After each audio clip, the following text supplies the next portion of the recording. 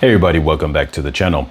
And today we're getting into another dating topic. Now, I've recently been doing some research on the top 5 either controversial or key discussion topics that are concerned from women or concerned from men. And so this one is one of the topics revolving around men. It says age gap dating and in quotes, dating market value, end quote. And what's interesting is this same topic was this is the number 4 of the topics that I researched for as far as men's topic of discussion. For women, it was actually number 1 as far as the research did. Now, that's the order that was given to me. It doesn't necessarily mean probably that it's number 1, but this just was the order that was given to me in my search. So maybe that doesn't mean anything, but it's interesting. But I am going to now debate this from the other side of it, pertaining to how men feel about it. Excuse me. But this one actually then breaks down the differences, where the other one from the woman's point of view was more the topic of this conversation. I say for the woman's topic of conversation more revolved around was it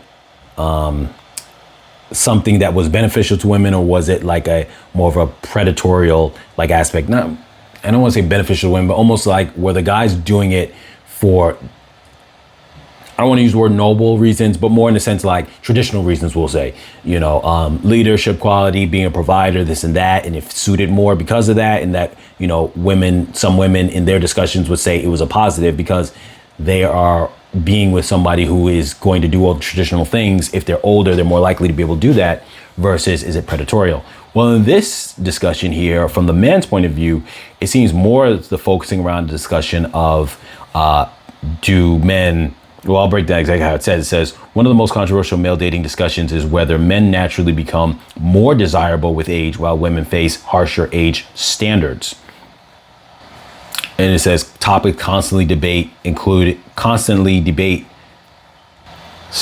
twister. Topics constantly debate include men dating younger women, fertility and family timelines, career-focused women dating later, men peak later, in quotes, argument, and the men peaking later argument, essentially, accusations of predator behavior, which kind of tidbits onto what I just said a moment ago, and whether age preferences are biological or cultural.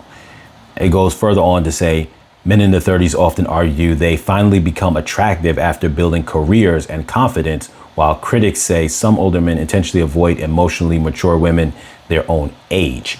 So, as far as the discussion from the point of view of men, that gets seen a lot as far as this discussion. And there is a level of,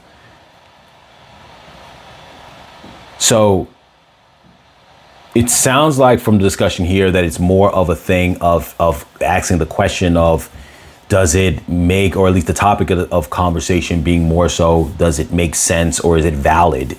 Is what I'm gathering from the way that the discussion is phrased. Is it a valid thing? And I think obviously the family aspect and fertility aspect is automatically a valid thing. As far as men being better as they get older in terms of their value, well, it depends on what you're referring to, but generally speaking, financial stability generally is stronger for a man as they get older, but that applies to anybody as they get older than when they're younger. So that part is definitely factual in regards to across the board, generally speaking. That's not going to be everyone's situation, but generally speaking, as well as it actually weeds out. There's another factor that's not really mentioned there, but it weeds out the men who actually make it, in the sense like if you're 20 years old, all men are equal. All of them are broke. You know what I mean? They're not equal in terms of some are going to be more attractive than others. Some are going to be more athletic. They might be more charismatic. They're going to be certain things in that regard. But in terms of building yourself up and financially and all this other stuff, not to say it's the only factor, but what I'm saying is that when you hit 30, it's going to weed out who has been progressing their life versus who hasn't.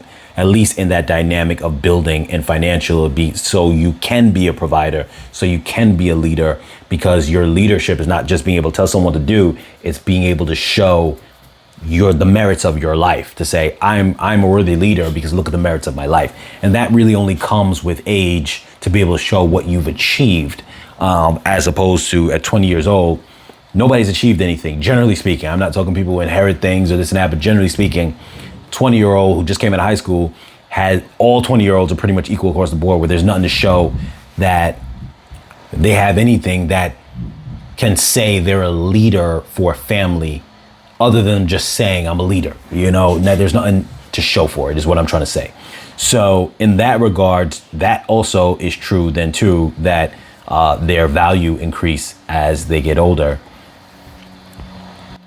But often too, most people would say that life experience will also have that they elevate as well in their value, because they'll know things better, they'll have more experience, and they'll be able to, make critical decisions inside their life, or even just how they handle people.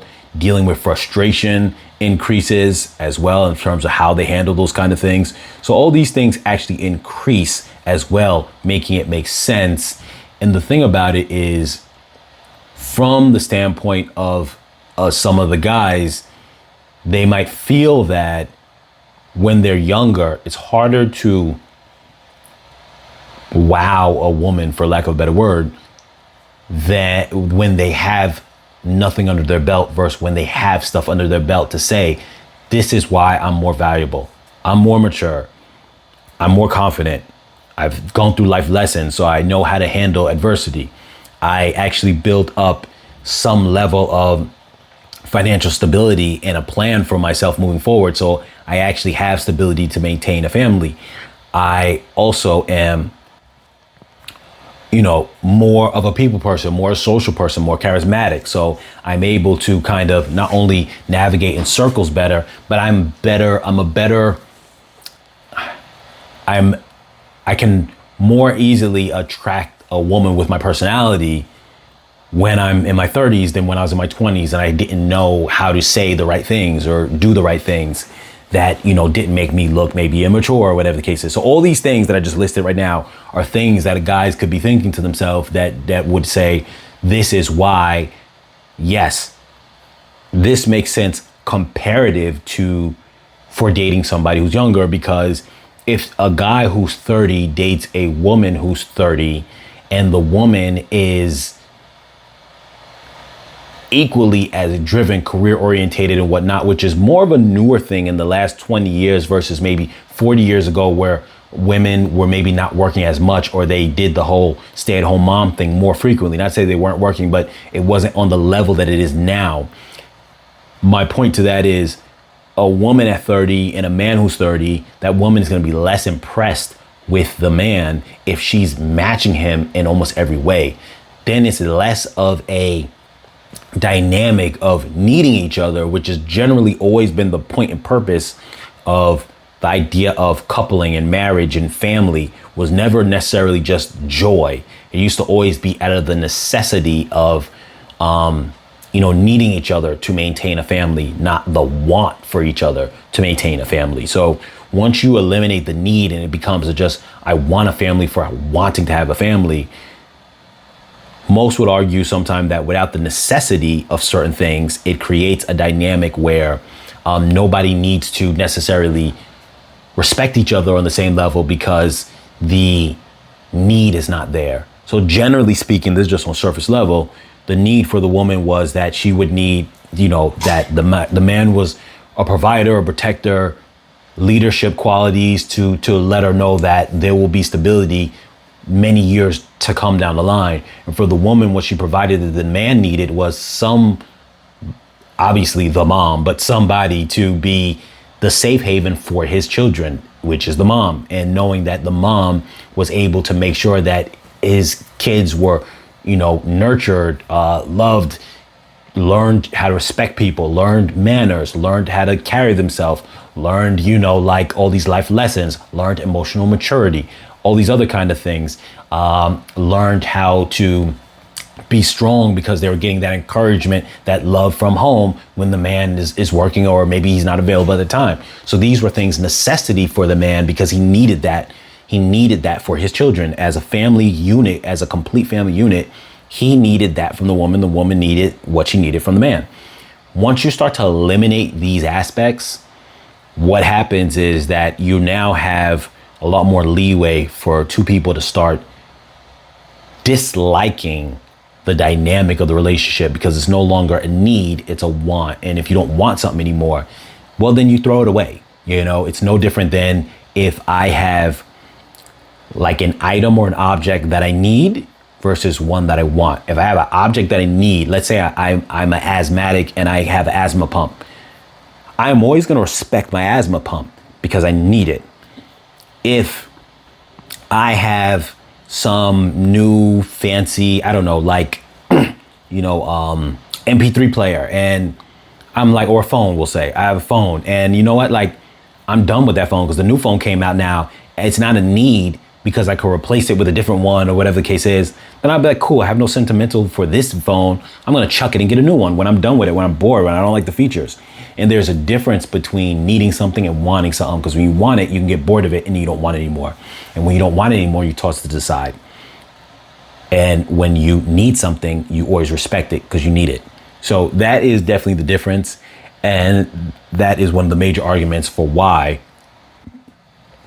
dating, all those are the arguments for why dating someone younger, why that would be a discussion for a hot topic discussion for the men. And before we end this video, I will say that I do think that this is why also, though, these type of topics come up more so because you do have in the changing times now where there's less people who are getting together at like 20 or 25 years old, each of them, the man and the woman, and staying together to the point where they're grandparents' age, they're 60 years old, 70 years old. Because that's happening less, you have this kind of displacement of what people want later on. So, and one time in a different video, I made the argument that people are not really supposed to or meant to be dating in like their late 30s and up. You're supposed to already be with a partner and you stay with that partner forever. It gets a little mixed up because when you start dating later, because for men, when they're 20, the prize is I have my woman when she's 20 and she's her most beautiful, she's young. I'm getting her at the time where she's most valuable to me as a man, because that's what men value. It doesn't matter what women are going to say men should value. What matters is what does the man value? And that's what he values. When the woman is young, she's her most beautiful, she's her most fertile. That's what he values. So for him, having her at that age is a prize to him. For the woman, what's the prize to her, regardless of anything a man thinks? For her, it's the ability for that man to be a protector, be a provider, be mature in the way he handles certain things, being able to make her feel safe, not only just like physically, but also in this complete life aspect of feeling safe. Like, okay, whatever the future holds, we're going to make it happen. The idea that he's going to be around, that he's going to stick around, that he's, like I said, built himself up to a level that he's better than what he was when he was a little kid. And so for a lot of women, even if that they're with that guy when they're both 20, he increases his value as time goes on because she builds with him over time, and he does become more hardened by life and everything that they go through together as a team, not against each other, but as a team. She sees, well, he's always been there to rise to the occasion, and I respect that for him. And as he grows, he becomes the prize that she would have always wanted. Now he's older, he's more mature than he was before. Hopefully he wasn't that immature in the beginning, but you get the point. He's more mature, he's more confident, he's more sure of himself, he's more charismatic. He understands now the weight of everything that he's in. He loves what he's in because he's gone through that journey with that woman. So he shows that love. He also, like I said, was a protector in the beginning. He's now a protector as well, but even more so because of how much time they have under their belt. And as a provider, he has grown. That has him being with that woman and creating a family and maybe even having kids by the time he's like 35 would mean that 15 years of them being together, if they got together at 20, he has been saying, well, because I have a family, I have to push to be better, stronger, everything. Like, I'm sorry, not stronger, but in the sense, like, I got to be better in my field. I have to be better in making money. I have to be better in providing a future. I have to be better in all these things. So as the catalyst for him to be better, which is having that family, he starts to now do better at work, save his money better, budget as the family budget, meaning that he might say his money and her money taken, say, hey, listen, as the leadership qualities, we're going to do this. We're going to invest. Don't worry. By the end of this, we're going to have a grand future. I have a plan already in set. And we'll do that. And then for her, the prize comes at the end. So my point is, for him, the prize is in the beginning with her. For her, the prize is at the end later on. When dating has changed and you don't have that anymore, you have people who are single at 35 and up, it changes that dynamic where the concept is people are supposed to kind of bond for life. And there's a point in time where it's better for one than it is for the other, and vice versa, or at least a high point. And not to say that it gets worse for the other one, but in a sense, like, they earn their prize later. And for the women in a relationship, starting from young, earn their prize later, and the men get their prize up front from the woman. When you have this dynamic of dating where that's gone, what's happening is the men are not having their prize early on when they're younger with the woman. So now when the woman now wants to settle down with somebody after she's 35, she's wanting the prize that she had supposed to earn with that man from being 20 years old up, and she wants it now with just knowing the guy instantly. I want you to be a protector, a provider. You're at your best version of yourself, and I want that now. But you're not getting the young version of me that you wanted, which is why in the dating world now, if men have to reset and press the reset button, they're going to say, well, I'm going to start back when the person's young, while I'm getting the prize version of that person. And as I get older, like, I'm already who I am now. So they're getting the prize version of me is what the man is saying, because he's already older. So anyway, what are your thoughts, you guys? Put them down below. As always, like, share, comment, subscribe, and I'll catch you guys in the next video.